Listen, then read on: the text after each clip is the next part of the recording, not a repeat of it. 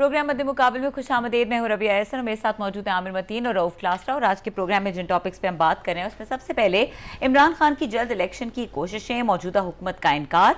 जरदारी ने भी इलेक्शन मौजूदा हुकूमत मुकम्मल होने पर होने की पेशन गोई कर दी। आखिर इलेक्शन होंगे कब, इसके ऊपर बात करेंगे। इसके अलावा बात करेंगे पाकिस्तान भारत को मौसमियाती तब्दीली ने घेर लिया, सख्त गर्मी से करोड़ों इंसानी जिंदगियों को खतरा, मौसमियाती माहिरीन ने खतरे की पेशन गोई कर दी। जी आमिर साहब, सबसे पहले जिस तरह से ये एक कोशिशें हम देख रहे हैं, एक टग ऑफ वॉर है। एक तरफ से कोशिश की जा रही है कि किसी तरीके से इलेक्शन जल्दी कराए जाएं, दूसरी तरफ से ये कहा जा रहा है कि इलेक्शन पे टाइम पर होंगे। अब ये इलेक्शन आखिर होंगे कब, सवाल ये पैदा होता है। मेरे पास कोई क्रिस्टल बॉल तो है नहीं कि मैं एकदम छू मंतर कह के आपको बताऊंगा कब होंगे। हम सिर्फ अपना तजिया पेश कर सकते हैं, और ये तजिया बहस इसलिए भी बहुत अहम है कि सबसे बड़ी बहस ही मुल्क की इस वक्त ये है कि इलेक्शन आया जल्दी होंगे या लेट होंगे। अब जल्दी से भी दो चीज़ें हैं, एक ये है कि 2-4-5 महीने में हो जाएंगे, एक है कि जनाब 7 माह में, जो इलेक्शन कमीशन ने सुप्रीम कोर्ट में ये कहा है कि उनको 7 माह चाहिए, तो 3-4 माह बाद अगर अनाउंस हो जाएं तो नवंबर में वो 7 माह, अक्टूबर नवंबर में इलेक्शन हो सकते हैं। तो जल्दी से एक मुराद ये है। देर से मुराद है कि गवर्नमेंट टर्म जो है नेक्स्ट मई जून में जाके उनकी वैसी टर्म ख़त्म हो जाती है, तो वो रेगुलर इलेक्शंस भी आ जाते हैं। तो ये एक बहस है, ये पूरे मुल्क में ही बहस नहीं है, ये मेरी और क्लासा साहब के दरमियान थोड़ी सी बहस है।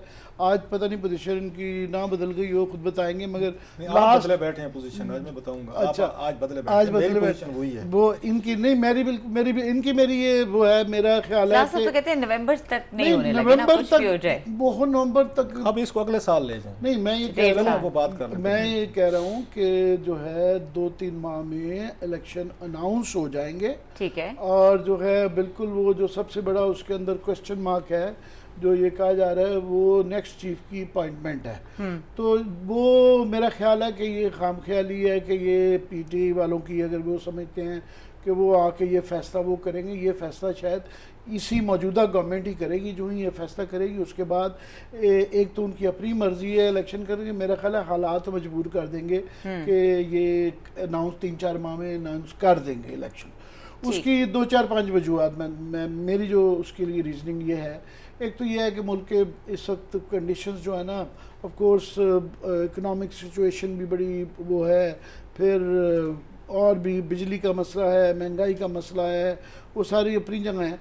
और साथ में सबसे बड़ी 2 चीज़ें हैं, एक तो प्रेशर है उनके इमरान खान के धरने का, और दूसरा ये है कि आर्मी के वेटरन्स की तरफ से, उनके अपने कई रिटायर्ड उसमें तबकों की तरफ से भी काफ़ी प्रेशर आ रहा है, जो कि उनके इस्टेब्लिशमेंट के लिए काफ़ी इंपॉर्टेंट होता है। अच्छा, इसके जो अपोज कर रहे हैं ना, एक आर्गूमेंट दिया जा रहा है, मैं उस पर बात करना चाह रहा हूँ। वो ये कंपैरिजन किया जा रहा है कि जी 2014 में जो है इस्टेब्लिशमेंट भी साथ थी और इतना 126 दिन उन्होंने धरना भी किया और वो नहीं हो सका।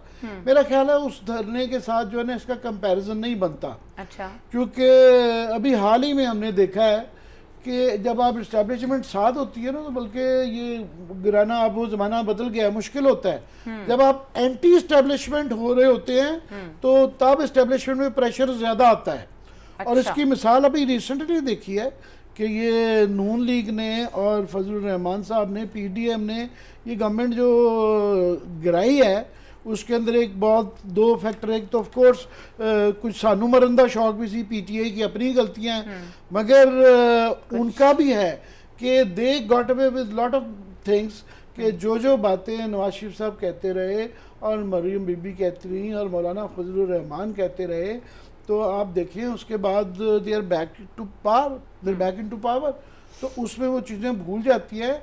और ख़ास तौर पे मौलाना फजलुर रहमान जो है वो तो धरने भी देते रहे और बड़ी सख्त बातें करते रहे, और अब ये है कि वो ख्वाब देख रहे हैं कि वो कमांडर इन चीफ भी बन जाएंगे उसी आर्मी के, जिसके मतलब उन्होंने सिर्फ, मुझे ज़ाती तौर पे पता है कि उन्होंने एक धमकी दी थी जब उनके खिलाफ नैब के केसेस चले थे, तो वो कि जी हम कुछ 100-200 बंदा कोर कमांडर पेशावर के दफ्तर भेज देंगे। और मुझे ज़ाती तौर पे पता है कि वो उनके ख़िलाफ़ जो नैब के केसेस थे वो गवाह भी तैयार हो गए थे, बताया जा रहा था कि रेफरेंस बनने वाला है, तफ्तीश भी तैयार है और बड़ा सॉलिड केस है। वो इस तरह की खबरें हमें बताई जा रही, खबरें नहीं सबूत दिखाए जा रहे थे। और उसके बाद फिर वो किसी ने आज तक जिक्र ही नहीं किया। और मुझे ज़ाती इत्तला है कि वहाँ पे इस्टेब्लिशमेंट की तरफ से डर गए थे, वो ऑर्डर आया कि भाई साहब ये आप ना करें, ये नहीं अफोर्ड किया जा सकता। तो वो 100 लोग अगर JUI के लोगों से डर सकते हैं तो इमरान खान के पास तो 100 बंदों से बहुत ज़्यादा है ये कि वो अगर ला के वो करेंगे। और एंटी इस्टेब्लिशमेंट और अब जो ख़बरें आ रही हैं, मेरा ख्याल वो कि वो इतना ज़्यादा आहिस्ता आहिस्ता वो जो फिग लीफ ये का मुहावरा हम यूज़ करते हैं कि एक खुलते जा रहे हैं और वो खुलेंगे, क्योंकि यही माजी में तजर्बाकार है। अभी जो हमने साकिब निसार साहब की मुतल्लिक जो पहले ख़बरें थी, तो मैं अभी सुन रहा था, पता नहीं सही या गलत, आमिर रियाज खान बड़े अच्छे एंकर हैं, तो उनकी ये थ्योरी थी, उन्होंने ख़बर दी अपनी तरफ से, पता नहीं सही है गलत है। वो कह रहे हैं जी उनके ज़रिए पैगाम भिजवाया गया था इमरान खान साहब को मोरल लेस के ठंडा करने के लिए, और इमरान खान ने उनके बकौल जो है ना 2 बड़ी इंपॉर्टेंट शख्सियात के नंबर जो है ना ब्लॉक कर दिए। अब ये उनकी खबर है, गलत सही मैं इस पर नहीं बहस कर रहा, मगर ये है कि इशारे ये ज़रूर दिए जा रहे हैं कि जनाब हम इतनी अच्छी जेंटलमैनली क्रिकेट नहीं खेलेंगे, हम बड़ी फाउल खेलेंगे जिससे कि प्रेशर बन जाएगा। मेरी ये वजह है कि 14 के साथ कंपैरिजन नहीं बनता। ये डिफरेंट सूरत हाल है कि यहाँ पे एक फ़ौज के अंदर भी एक तबका है, रिटायर्ड लोगों का ख़ास तौर पे, उनका भी एक प्रेशर है। अब क्लास साहब से आप सुनिए। जी क्लास साहब, लंबी मैं तकरीर कर ली, नहीं ज़रूरी थी ताकि अपना पॉइंट ऑफ व्यू एक्सप्लेन करें आपको। आमिर भाई जो हैं 2-3 चीज़ें आमिर भाई ने जो बात की है, मैंने कल परसों ही, मेरा ख्याल है लास्ट वीक, बल्कि कहीं कल परसों तो नहीं है, मैंने कॉलम लिखे अभी, उसके हेडलाइन लिखी मैंने, उसकी नवंबर मैन। अच्छा। ये ना एक उसकी बड़ी खूबसूरत फिल्म है, मैंने वहाँ से टाइटल मैंने चुराया, वहाँ से नवंबर मैन। सो मेरी बड़ी समझ, मतलब अगेन छोटी सी मेरी जो बात मुझे नहीं समझ आ रही कि अगर इन्होंने इमरान खान को नवंबर से पहले वापस लाना है और खान साहब 27 नवंबर को बैठ के अपनी मर्जी का आर्मी चीफ लगाएं, तो ये फिर सारा इतना मेला रचाने की क्या ज़रूरत थी। सो जिन लोगों ने ये किया है सपोजली, और ये 1 पॉइंट एजेंडा है, नवाज शरीफ साहब और हमारी इस्टेब्लिशमेंट के दरमियान 1 पॉइंट इस एजेंडे पे एग्रीमेंट हुआ, जो मेरी अंडरस्टैंडिंग, मुझे समझ है, रीडिंग है, मैं खबर नहीं दे रहा, रीडिंग बता रहा हूँ एज ए पॉलिटिक्स के तौर पर, कि वो खान साहब जो है ना, वो बहुत सारी चीज़ें जो हैं उन्होंने बहुत पहले उन्होंने वो कर दी थी, अनलीश कर दी थी, बता दिया था कि मैं अगर वज़ीर आज़म हुआ तो मेरा चॉइस कौन होगा।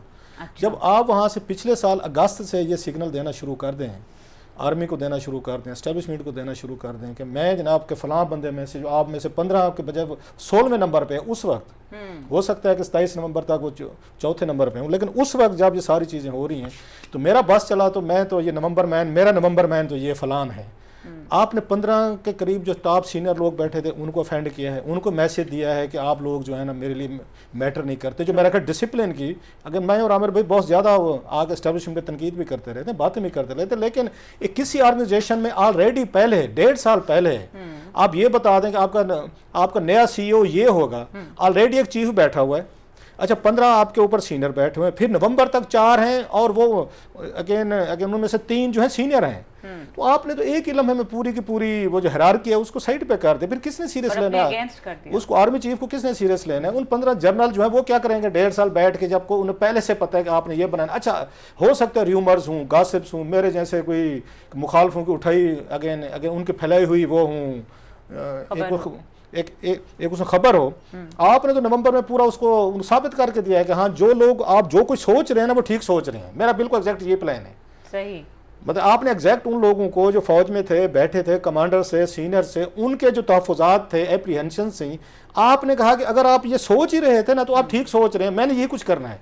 आपने बड़ी बैटल लड़ी, आपने सारी चीज़ें लड़ी, उनको ये खौफ हुआ मेरा ख्याल एस्टेब्लिशमेंट को, just trying to read their mind, कि ये तो वही वाला हिसाब है कि जो इन पे शरीफों पे लगता था, एक इल्ज़ाम लगता था जो कि आके ठीक भी था, कि ये तो पुलिस का एक आगे IG बनाना चाहते, आर्मी चीफ भी इस तरह का चाहते हैं जो IG हो, जैसे पंजाब पुलिस का आईजी होता है जिसको ऑर्डर करेंगे, हुक्म करेंगे, आज फलां को उठा लो, इसको बंद कर दो, इसको आज मीडिया चैनल बंद हो जाने चाहिए, आज मालकान बंद हो जाने चाहिए, आज यहाँ पे इनको सहाफ़ियों को उठा लो, आज फलां के टीवी शोज़ बंद करा दो, फलां के यहाँ ट्विटर जो है वो डिलीट करवाओ, फलां चीज़ें करवाओ। ये तो पाकिस्तान उस साइड पर जा रहा था। सो उन्होंने बाकायदा ये पूरी इस्टेब्लिशमेंट का फैसला, ये अकेले एक दो लोग नहीं करते होते फैसला कि हमने अपने इंस्टीट्यूशंस को बचाने के लिए कि ये यहाँ पे आईजी पंजाब ना लग जाए कोई आके, तो हमने कैसे रजिस्ट करना है, ये वहाँ पे था। अब आते हैं आमिर भाई साहब की बात पे कि इनको गिराना मुश्किल हो जाता है इसके इस्टेब्लिशमेंट के उसके बगैर। उन्होंने गिरा के दिखाया ना आपको। नहीं, मैं तो उल्टा कह रहा हूँ, जो आप कह रहे हैं मैं कह रहा हूँ कि इनके खिलाफ जाके जो है ना गिराना आसान होता है। अगर इमरान खान साहब भी तो ये कुछ करते रहे ना, खान साहब ने भी तो ये कुछ किया रहे। अगर तकरीरों का मुकाबला कर रहे हैं ना, फौज पे सबसे ज़्यादा तनकीद किसने की है, हम चला नहीं सकते, मज़े की बात है। आमिर भाई रिस्क लेते हैं ना, अगर किसी दिन मैं क्लिप इनको बनवा के देता हूँ सारे इसके इनके इमरान खान साहब की तकरीरों पे, जो उन्होंने फौज पे बातें की, इंटेलिजेंस एजेंसीज पे की हैं, जनरलों पे की है ना, ये मेहरबानी करवा के ये एक उसका रिस्क लें और हमें गारंटी दें कि हमें कुछ नहीं होगा। मैं चलवा देता हूँ अपने शो में, इसी में चलवा देते, हमारे चैनल को भी कुछ नहीं होगा, हमें भी कुछ नहीं होगा, हमारे मालकान को कुछ। खान साहब ने जो गुफ्तगू की हुई है, मेरा ख्याल है पाकिस्तान के 74 सालों में किसी ने आर्मी के खिलाफ, इंस्टीट्यूशंस के खिलाफ या उसके एक आप कह सकते एजेंसी के खिलाफ किसी ने, जर्नलों के खिलाफ, वो जर्नल जो आज उनके साथ ही होना चाहिए, हर बंदे का अपना मूड होता है, रिटायर जो, फेयर नफ। खान साहब ने भी तो इनको यहाँ पे गाली गलोच करके, इन पे तनकीद करके इनको झुकाया अपने आगे। वो जिन जर्नलों की बात करते हैं, जो जर्नल आज उनको रिटायर्ड सपोर्ट करते हैं, उनके बारे में खान साहब के व्यूज़ क्या हैं, ये ज़रा शेयर करना है किसी दिन अपने साथ। वो शेयर, वो तो हम सोशल मीडिया पे, मैं चलें छोड़ दें, एक और करते हैं, वो क्लिप मैं आमिर भाई को देता हूँ 2-3, इन्हें के ट्विटर अकाउंट से ट्वीट करते हैं कि इमरान खान साहब की तकरीर है। चले हम अपने शो में नहीं करते, अपने मालकान और चैनल को बचाते हैं, अपनी नौकरियां बचाते हैं। सो कहने का मतलब ये कि खान साहब भी तो यही तरीका लेकर आए थे ना कि फौज को, इंटेलिजेंस एजेंसीज को, और उनके बहुत सारे उस पर किरदार पर तनकीद हो भी सकती है, लेकिन सिविलाइज तनकीद एक और थी, वो थोड़ा सा रेड लाइन जिसकी बात करते हैं वो भी क्रॉस की है। लास्टली ये बात अब क्लियर हो चुकी है कि ये लोग जो हैं इन्होंने नहीं कराना इलेक्शन, चाहे व्हाट कम में। अभी गर्मियाँ आ रही है, अगले सेगमेंट में हमने करना भी है, गर्मी आपकी 50 से ऊपर जाने वाली है। इन्होंने मौसम बड़ा बुरा चुना हुआ है लॉन्ग मार्च के लिए, उस वक्त अक्टूबर में था अगर मैं गलत नहीं कह रहे थे, मौसम का बड़ा हाल है। यहाँ पे आपके बच्चे बेचारे, मान लिया जून जुलाई अगस्त, ये 3 महीनों में इतनी स्कॉर्चिंग हीट में, दूसरी एंटी स्टैब्लिशमेंट अगर आपको हीट मिलती है, आप पे आके लॉ इन्फोर्समेंट एजेंसीज को किया जाता है, आप हंगामे करने की कोशिश करें, इसको कितना सस्टेन कर सकेंगे आप? इतनी गर्मी 3 महीने आपने पिक किया है, जून जुलाई अगस्त, जो पाकिस्तान में अभी हम आ रहे हैं कि हीट वेव, यहाँ पे कितनी खौफ आ रही, सड़कों पे कैसे आपके बंदे रहेंगे, किस तरह के रहेंगे? और अगर आपने ब्लडी उसकी तरफ गए, मतलब है उसमें violent, sorry bloody means violent उसकी तरफ गए, तो वो तो अल्टीमेटली अगर इसमें लोग मारे जाते हैं, चीज़ें खुदा ना खास्ता कोई आपकी वर्स्ट सिचुएशन हो, तो इमरान खान साहब के लिए मसाइल पैदा होंगे, हुकूमत के लिए भी होंगे। हुकूमत इस बात पे डिटरमिन है, शायद खकन अब्बासी ने कहा जी हम अगले साल अगस्त में करवाएंगे। अगर इन्होंने आके इलेक्शन जल्दी करवाने होते तो ये IMF के पास भी ना जाते, ये बजट भी ना दे रहे होते, ये लंबी प्लानिंग भी ना कर रहे होते। अब ये इमरान खान साहब पे है कि वो पीसफुल मीन से इनको फोर्स करते हैं और उनको कोई बैकिंग नहीं है, वो बात आमिर भाई भी मान रहे हैं। वो बैकिंग के बगैर एक ही तरीका है उनके पास, वो आगे बैलेंस करें सड़कों पर, आगे लोगों के बच्चे मरवाएं। वो 1 साल वेट करने को क्यों तैयार नहीं? सपोज 5 साल ही है ना, हुकूमतें होती रहती हैं। यहाँ पे आपको याद, गिलानी साहब भी हट गए थे, 5 साल पूरे हुए, उसके बाद नवाज शरीफ साहब भी हट गए थे, 5 साल पूरे हुए, आप 6 महीने साल। हम तो आपको कहते थे आप पार्लियामेंट के अंदर बैठे, मैं और आमिर तुम लोगों में से थे कि मत करें, अंदर बैठे, अंदर भी लड़ें, बाहर भी लड़ें, आपके पास बेहतरीन मौका था। 6 महीने साल इनको करने दें, ये मजीद अनपॉपुलर होंगे। इन्होंने बिजली, गैस, पेट्रोल और कीमतें बढ़ानी है, you will be in a better position लेना है। मगर मैं बस सिर्फ लास्ट कह दूं कि मैं भी प्रिसाइजली इस पॉइंट पे क्लास साहब से मैं भी यही कह रहा हूँ कि ये इस्टेब्लिशमेंट के जो खिलाफ बात करना है ना, ये पहले भी people have gotten away with, ये इसलिए ये ज्यादा कारगर होता है। जी बिल्कुल। लेके आए, ब्रेक के बाद इसको कंटिन्यू करते हैं और फर्दर क्लैरिटी लेते हैं आमिर साहब से कि वो क्या कह रहे हैं और किधर डिफर कर रहे हैं क्लास साहब के पॉइंट से, और इसके अलावा बात करेंगे मौसमियाती तब्दीली की, जो कि एक बहुत बड़ा खतरा है। इस ब्रेक के बाद हमारे साथ रहिए।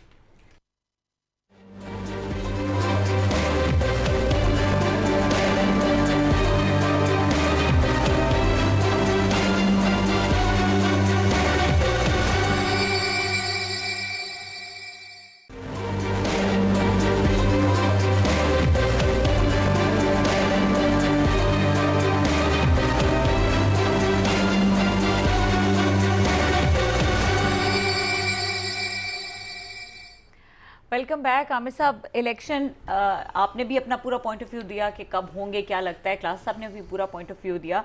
अब बेसिकली आप जो पॉइंट कह रहे थे ब्रेक से पहले, ज़रा एक दफ़ा दोबारा उसकी मैं क्लास साहब ने एक बड़ी अच्छी बात की है हमारा जो रवायती एक तजिया होता था और हमारे जो बड़े काया किस्म के जो बुज़ुर्ग सियासतदान चौधरी नज़ीर साहब फॉर एग्ज़ाम्पल कहते थे कि जनाब ये जो वादियों का मौसम कटाई का गंदम की होता है ना, जब बहुत ज़्यादा गर्मी होती है इसमें कभी कोई तहरीक कामयाब नहीं होती है। पर यहाँ नंबर से ज़्यादा मैटर कर रहा है कंटेंट कि इमरान खान साहब कहेंगे क्या, क्योंकि ये जो सारा ब्रेक थ्रू हुआ है, जो ये जिससे घुटनों पे वर्चुअली इस्टेब्लिशमेंट आई है पीडीएम के आगे, वो बहरहाल माने या ना माने, मेरा जो फेवरेट जुमला लाइक इट और नॉट, वो नवाज शरीफ की तकरीरों और मरियम की बाद से ये ब्रेक थ्रू हुआ था। उसके बाद उनको नवाज शरीफ साहब को बाहर जाने दिया गया, उसके बाद इनकी ज़मानतें हुई, उसके बाद इनके लिए आसानियाँ पैदा की जाती रही हैं। और मैंने कहा ना मौलाना की अब ये कमांडर इन चीफ होने की बातें हो रही हैं कि जिन वो उनको बनाया जाएगा और क्या क्या बातें वो नहीं कर रही हैं। तो इमरान खान भी उसी रविश पे हैं, मगर फ़र्क ये है, फॉर एग्ज़ाम्पल क्लास साहब ने आगे बड़ी अच्छी एक बात की थी कि इनको ये सोचना है कि उन्होंने अल्ताफ़ हुसैन बनना है कि नहीं बनना है इमरान खान पीटीआई में। पर इनमें और अल्ताफ़ हुसैन में फ़र्क यह है कि अल्ताफ़ हुसैन पे इल्ज़ाम सबसे बड़ा था और है वो ये कि वो एक मुहब्बता नहीं थे, दूसरे के बैरूनी ताकतों के अलाकार थे। ये तो उल्टा मौजूदा गवर्नमेंट को कह रहे हैं कि ये जो हैं गद्दार हैं और आलाकार हैं और इंटरनेशनल साजिश का हिस्सा हैं, और सेटअप को जब कहते हैं तो गवर्नमेंट से ज़्यादा साथ में इस्टेब्लिशमेंट को भी वो रगड़ रहे हैं कि ये भी इंटरनेशनल इन ताकतों के आगे कमज़ोर पड़ गए हैं। तो जब इस तरह के बयानिए के से जब आते हैं और उसके बाद आप बात करते हैं तो आप वो अल्ताफ़ हुसैन वाली लिस्ट में नहीं चलते, प्रेशर ज़्यादा आ जाता है। मेरा ख्याल है ये प्रेशर बहुत ज़्यादा बढ़ रहा है। और वो जो मैं इस बात से आपके बिल्कुल डिसएग्री नहीं कर रहा। मेरा ख्याल है कि फवाद चौधरी वगैरह कुछ लोग इस तरह की ट्वीटें कर रहे हैं कि खाम ख्याली कि हम ही आगे दोबारा जो है इलेक्शन होके तो नए चीफ का अनाउंस करेंगे। मेरा ख्याल है पीटीआई और इमरान खान इस चीज़ पे क्लियर हैं कि ये उनको कोई एतराज़ नहीं होगा कि जो भी चीफ है वो मान गए हैं कि ये शहबाज शरीफ साहब ने ये अनाउंस करना है। और मोस्ट प्रॉब्ली बड़ी अच्छी शायद बात होगी कि सीनियरिटी के प्रिंसिपल्स को ही देखा जाएगा। इस वक्त मोस्ट लाइकली यही सिनारियो नज़र आ रहा है। तो उस पर इमरान खान नहीं, वो पहले ही 2-3 माह पहले जब ये अनाउंसमेंट आएगी उसके साथ ही जो है मेरा ख्याल इस्टेब्लिशमेंट को इसलिए भी ज़रूरी है बैठना। और मैं ये नहीं है कि ऐसा होने जा रहा है, करना भी इम्पॉर्टेंट है, क्योंकि अगला इलेक्शन अगर वो भी मुतनाज़ा हो गया और जो कि मुतनाज़ा हो गया है उसके लिए इन सबको इकट्ठे बिठाना पड़ेगा कि आप कवानीन के ऊपर, इलेक्शन कमीशन के ऊपर और rules of engagement and rules of business जो हैं, जिस तरीके से ये मैच अगला डलवाना है आपने इलेक्शन का, वो क्लियर हो जाएं तो तब सियासी इस्तेहकाम आएगा। वरना ये इलेक्शन करवा के भी अब या तब तो ये एक बहुत ज़्यादा ये एक लड़ाई की सूरत हाल रहेगी। पर मेरी बड़ी ये अभी भी यकीन है कि ये 2-4 माह बाद ये फैसले के बाद जो है अनाउंसमेंट के बाद, एक्चुअल प्रैक्टिकली नहीं होने का, अनाउंसमेंट के बाद, अनाउंसमेंट 2-3 महीने पहले बड़े आराम से हो सकता है इस दफ़ा उससे भी पहले हो जाए। तो ये स्टेटमेंट प्रेशर है, इनको ये करना पड़ जाएगा, मेरा ये ज़ाती ख्याल है। अच्छा, मैं इसी पे ज़रा थोड़ी सी बात करते हैं। आमिर साहब ने 2-3 चीज़ें की कि नवाज शरीफ साहब की तकरीरों की वजह से इस्टेब्लिशमेंट दबाव में आई, विच I don't buy.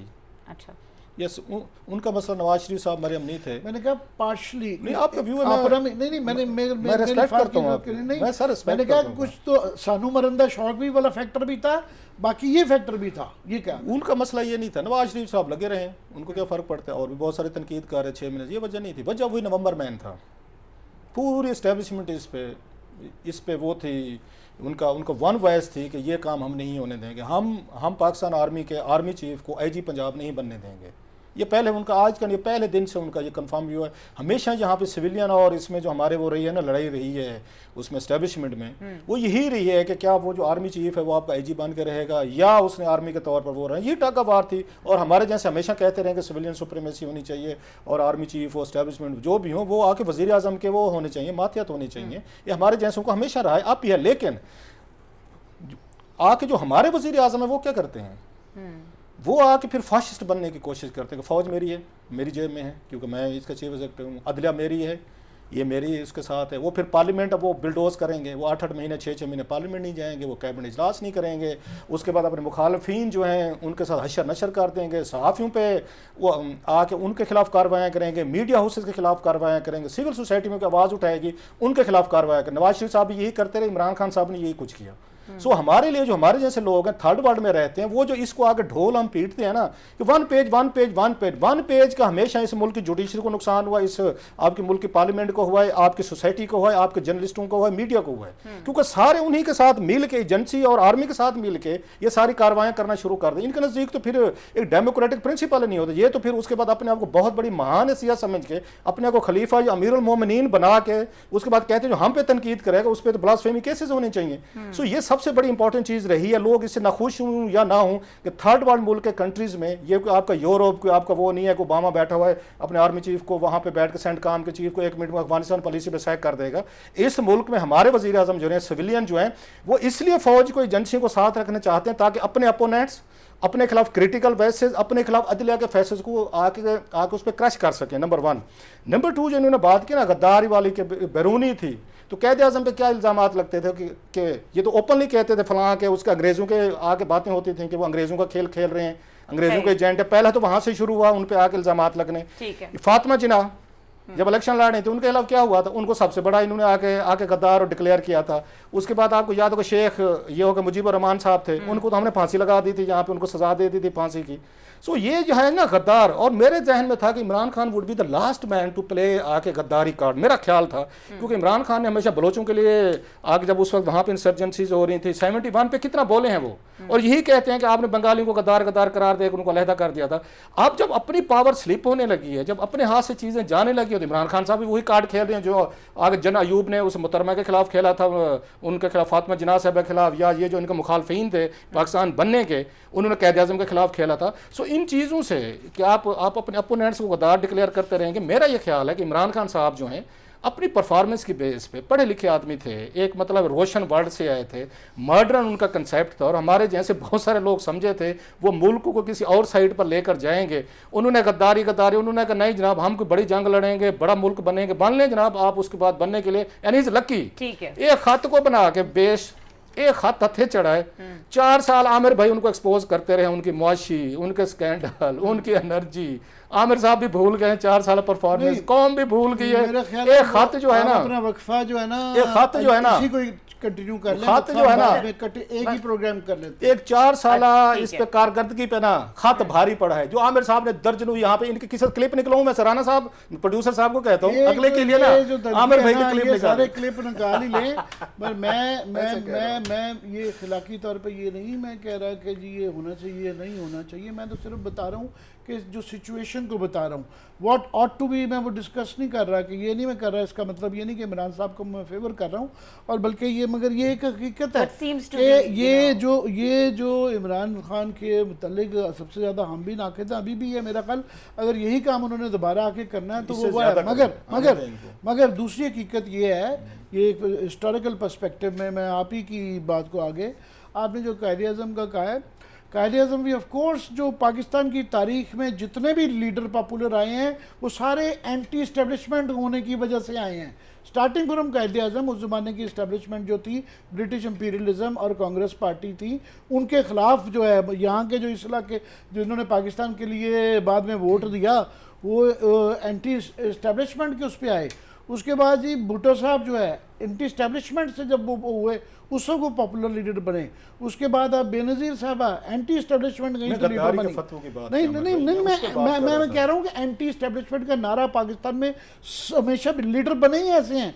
Nawaz Sharif साहब उस दिन बने थे लीडर जब उन्होंने कहा था मैं डिक्टेशन नहीं लूँगा, और वो इस्टेब्लिशमेंट के अगेंस्ट गए थे। That was the time to be precise 1993 onwards जब वो अपने आप पे एक पॉलिटिशियन बने थे।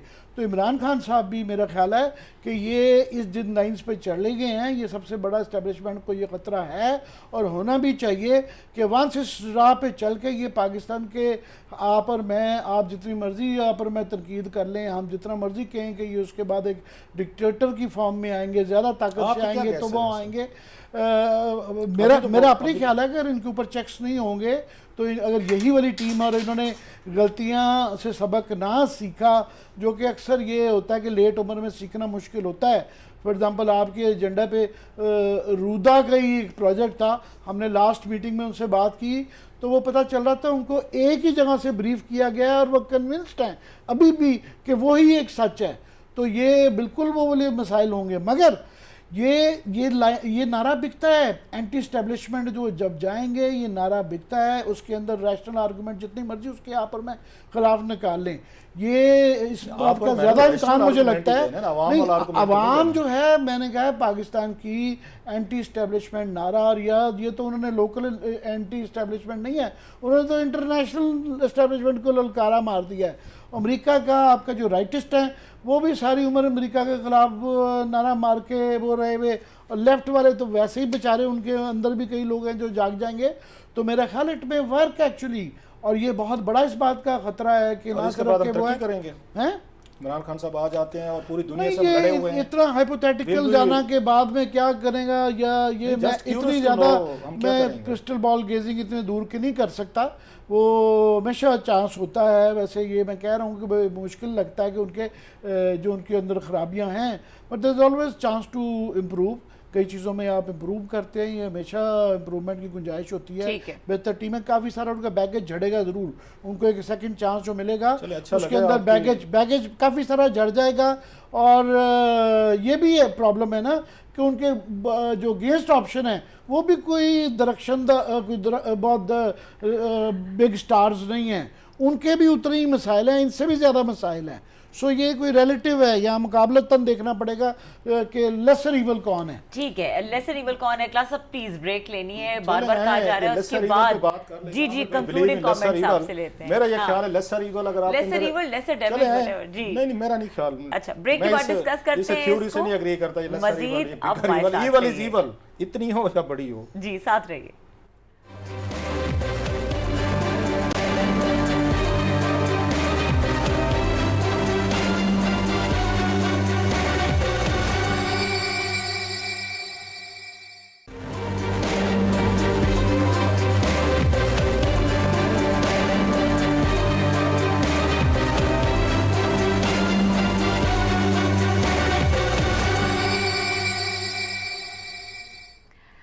वेलकम बैक क्लास साहब जी। अभी आमिर भाई कह रहे थे लेसर ईवल की बात कर रहे थे, मेरा थोड़ा सा व्यू इस पर डिफरेंट है कि जो बंदे, अगर आपके अंदर ईवल के कुछ थोड़े से इंग्रेडिएंट्स हैं ना, थोड़े से भी, तो इट मीन्स कि आपके अंदर जो ईवल है छोटी है, वो किसी वक्त भी ट्रिगर होकर बड़ी बन सकती है। अगर वो सिम्टम्स हैं उसके, वो अपनी छोटी ईवल को ना काबू में नहीं रख सकता, उसकी मजबूरी है। जब आपके अंदर कैंसर फैलता है तो आपसे पूछता थोड़ा है, यहाँ से शुरू होते 2-4 सेल्स ही होते हैं ना जो आपके शुरू होते हैं, डैमेज होना शुरू, मल्टीप्लाई होते जाते हैं, लिवर में जाएंगे, हार्ट में जाएंगे, दिमाग में जाएंगे, किडनी में, या पूरी बॉडी में फैल जाएंगे। तो आपसे पूछते थोड़े हैं कि मैं इतने से शुरू कर रहा हूँ, मैं इससे ज़्यादा नहीं बढ़ूंगा मैं। सो जो लीडरशिप होते हैं, रिफॉर्मर्स होते हैं, आज जो इमरान खान साहब ने डिसेप्शन किया इस कौम के साथ, और बहुत सारे लोग मुझे लग रहा है उस डिसेप्शन में है, ही इमर्ज्ड एज ए रिफॉर्मर कि मैं रिफॉर्म्स करूंगा, मैं पूरे सोसाइटी को ट्रांसफॉर्म करूंगा। जो रिफॉर्मर्स होते हैं वो लेसर इवल नहीं होते, वो बिग काज के लिए लड़ रहे होते हैं, सोसाइटीज़ को एजुकेट कर रहे होते हैं। उनका ज़रूरी मकसद को इक़्तिदार लेना नहीं होता, माशरों को खड़ा कर देना होता है। और बहुत सारे हमें मिलते हैं करैक्टर जो हमने देखा है कि उन्होंने आके इक़्तिदार भी नहीं लिए, पावर्स भी नहीं ली, लेकिन इसके बावजूद माशरों को उन्होंने किए। वो अपने आप उस लेवल का समझते थे, अभी भी समझते थे, कह नहीं रहे थे। वो आपने सुना होगा जिस पर बड़ी कंट्रोवर्सी चल रही है कि लाहौर में तकरीर में क्या कहा है उन्होंने, कि बंदा फिर अपने आप को उस लेवल पर ले जाता है कि मैं बहुत बड़ी अल्लाह की भेजी हुई मखलूक हूँ, चीज़ हूँ। हम तो नहीं कभी इन पर आके बात करते, इस रिलीजियस कार्ड नहीं खेलते, रिलीजियस कार्ड तो यही लोग खेलते हैं ना। तो फिर आप अपने को बहुत बड़ी चीज़ समझ कि आप आते हैं, तो फिर तो लेसर इवल भी नहीं होनी चाहिए आपके अंदर। If you are a holy man और आप दावा करते हैं, वो कहते हैं ना कि I am more holier then the pope, तो देन एक्ट लाइक वन ना। तो फिर ये छोटी मोटी इवल्स आपसे कहाँ से आ जाती हैं? ये फिर आपके यहाँ पे एटीएम्स कहाँ से आ जाते हैं, यार दोस्त कहाँ से आ जाते हैं, खाबे कहाँ से आ जाते हैं, उसकी फरा साहबा कहाँ से आ जाती हैं, फिर बुजदार साहब कहाँ से आ जाते हैं, मनीकस कहाँ से आ जाते हैं, जो करोड़ों अरबों रुपए की ट्रांसफर पोस्टिंग में माल बनाते करते हैं, ये फिर कहाँ से आते हैं? ये जो अब लंदन से दोस्त आ गए, नदीम बाबर आ गया, उसके बाद चीकू आ गया, पता नहीं कौन कौन नाम आ जाते हैं जो आप बिठा के माल बनाते। अभी जो आया है, जो आपका स्कैंडल आया है, उसका ये यूनिवर्सिटी बना रहे थे जो मलिक रियाज साहब ने इनको, वो आगे लैंड लेकर दिए 32 करोड़ रुपए की, 500-600 कनाल लेके दिए, जो डोनेशन करोड़ों रुपए के इन्होंने इकट्ठे किए हैं। तो ये बताएं ये फिर कहाँ से चीजें हैं? आप तो बड़े मकसद उसके महान मकसद के लिए हैं, आप तो गरीबों की जिंदगी बदलने हैं, आप तो स्टेटस को के खिलाफ होने हैं। तो पता ये चले स्टेटस को के खिलाफ जाने के बजाय आपने नया स्टेटस को हमारे ऊपर आके लगा दिया। सो आई डोंट बाई दैट। ये जो लोग होते हैं एक्टिंग करते हैं, फेक करते हैं, सिंसेरिटी फेक करेंगे, खुद को आगे बहुत अच्छा आगे साबित करेंगे। ये इनकी पहली टर्म थी इसलिए आपको लेसर ईवल लग रहे हैं, वो बड़ी ईवल इसलिए बन गए, वो चौथी दफा आपके बैठे हुए हैं। 2 मिनट रह गए ना, मुझे भी सर आप पूरा मिनट ले लें, मुझे तो वैसे ही मैंने उसमें कोशिश की, आप पूरे 5 मिनट लें सर। नहीं क्योंकि आप बिलीव करते लेसर ईवल में मैं नहीं करता। बर्दाश्त नहीं कर सकते जब मैंने एक्सपोज करना शुरू किया इनके मोस्ट फेवरेट को कि वो लेसर ईवल कितनी खतरनाक है। साहब असल में इतना जो गुस्से में आए हुए हैं ये इन्होंने, लगता है कि इमरान खान को दिल दिया था, जो दिल टूटा हुआ है इनका, दिल टूटा हुआ है। मैं मुझे ऐसे विषय में आप नहीं, और आपको उनसे पहले से तल्लुक है, मेरा कोई तल्लुक नहीं। मेरा जो है जो उस ज़माने की जो ताल्लुक, जब चैरिटी के ज़माने का जो थोड़ा बहुत एज जर्नलिस्ट के तौर पे वहाँ पे वो वाशिंगटन में आते थे, वो दिल दिया होता था, हम पहला स्कैंडलिस्ट पे ना करते। मगर आप मुझे इस तरह की सिचुएशन में डालते हैं कि मुझे लगता है जिस तरह मैंने दिल नहीं दिया हुआ। एक लेसर ईवल वाली बात नहीं, लेसर ईवल पे मैं आ रहा हूँ। What is lesser evil? Lesser evil इसलिए कि यहाँ पे ये कोई भी फरिश्ता नहीं है, इनके भी नकायस हैं, उनके भी नकायस हैं। तो लोगों के पास बदकिस्मती ये है कि जो चॉइसेस आती हैं उन्हें देखना होता है किसमें कम नकायस हैं, इनमें नकायस हैं। उनको आपने 30-30 साल चांस, एक चांस नहीं, 2 नहीं, 3-3 चांस और 30-30 साल चांस दिए हुए हैं। तो आपने, मैंने एक्चुअली फैसले ने हमसे पूछेंगे तो मुझे खुद बड़ी तकलीफ है कि रिलीजियस कार्ड खेलने पे, मुझे बहुत सख्त तकलीफ है इनकी गवर्नेंस के हवाले से, मुझे बहुत तकलीफ है कि टीम के इनके करप्शन चार्जेस के। मगर अनफॉर्चुनेटली या फॉर्चुनेटली आपने या मैंने वोट नहीं देना, जो बाहर लोग बैठे हुए हैं ना उनके बड़े आर्गूमेंट हैं, नहीं बाहर आर्गूमेंट हैं। उन्होंने जब फैसला आना है कि नवाज शरीफ में और इमरान खान में करना है तो उनके पास बड़े डिफरेंट किस्म के आर्गुमेंट्स होते हैं। ये सर अमेरिका में जब लास्ट ब्लैक एंड व्हाइट होता भी नहीं है। नहीं सर, आवाम हर दफा भी ठीक नहीं होती, हम भी गलत होते हैं। जब इन्होंने वहां पे, आपको याद होगा, वेपन्स ऑफ मास ये डिस्ट्रक्शन थी ना, इराक पे हमला कर रहे थे, उस वक्त पूरा यूरोप इकट्ठा था, वहां का मीडिया भी इकट्ठा था, अमेरिकन का। उन्होंने जाके लाखों लोग मार दिए थे और उन्होंने सपोर्ट की थी कि बुश जो है ना वो बड़ी जस्ट वार लड़ा। सो हर दफा भी ये जो मीडिया हो, अवाम हो और ज्यादा अक्सरियत हो ना, हर दफा भी सच्ची नहीं होती। ये जाके लाखों लोग मार देते हैं सर, इसी बुनियाद पे अवाम के वोट की वजह से। खत्म हो गया है और आने वाले प्रोग्राम्स में ये डिस्कशन जारी रहेगी। प्रोग्राम देखने के लिए शुक्रिया, इजाजत दीजिए, अल्लाह हाफिज।